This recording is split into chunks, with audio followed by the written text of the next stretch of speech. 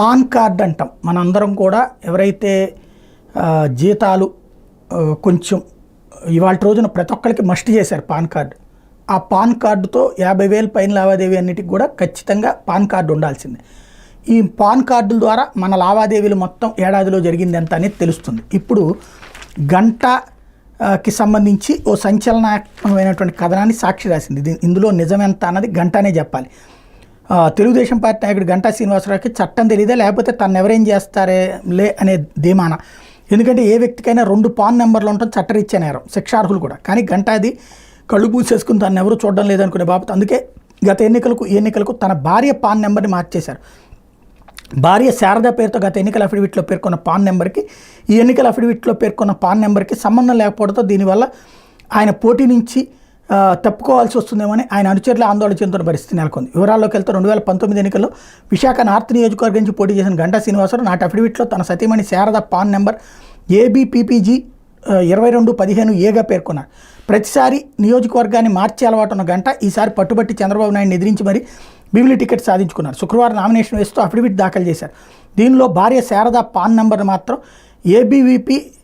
ABPG 2216A పేర్కొన్నారు. అంటే 2215A 2216A నెంబర్లతో దాదాపు ఒకేసారి 2 పాన్ నెంబర్లను తీసుకున్నట్టు దీన్ని బట్టి అర్థమవుతుంది.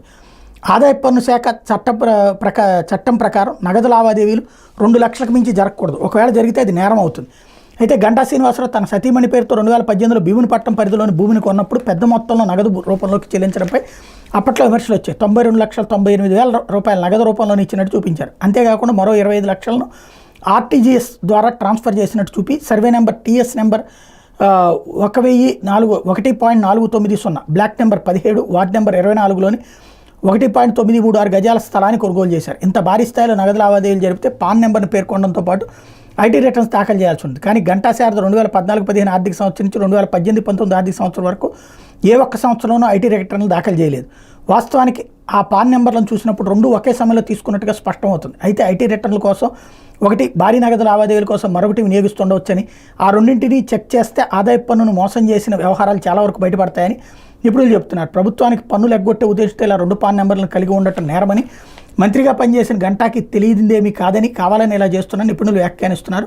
తాజా అఫిడవిట్ ప్రకారం గంటాపై 7 కేసులు ఉన్నాయి. భార్యాభర్తలు ఇద్దరు పేరిట మొత్తం 23.36 కోట్ల స్థిరచరాస్తులని, కాకపోతే సొంత కారు మాత్రం లేదని గంటా పేర్కొన్నారు. అసలు కాదు ఏంటంటే 2018లో తన సతీమణి పేరుతో కొనుగోలు చేసిన ఆస్తి కోసం పాన్ నెంబర్ని ABPPG 2216A గంటా పేర్కొన్నారు. ఇందుకు విరుద్ధంగా 2019 ఎన్నికల అఫిడవిట్లో మాత్రం ABPPG 2215A పేర్కొన్నారు. అంటే అప్పట్లో కొన్న ఆస్తిని గత ఎన్నికల్లో చూపించలేదు. పైపెచ్చు 2018లో కొనుగోలు చేసిన భూ లావాదేవీలని నగదు రూపంలోని సతీమణి పేరుతో కొనసాగించే గంట 2018-19, 2019-20 ఆర్థిక సంవత్సరాల్లో IT రిటర్న్స్ను కూడా దాఖలు చేయలేదు. వ్యవహారాలనే అప్పట్లోనే సాక్షి వెలుగులోకి తెచ్చింది.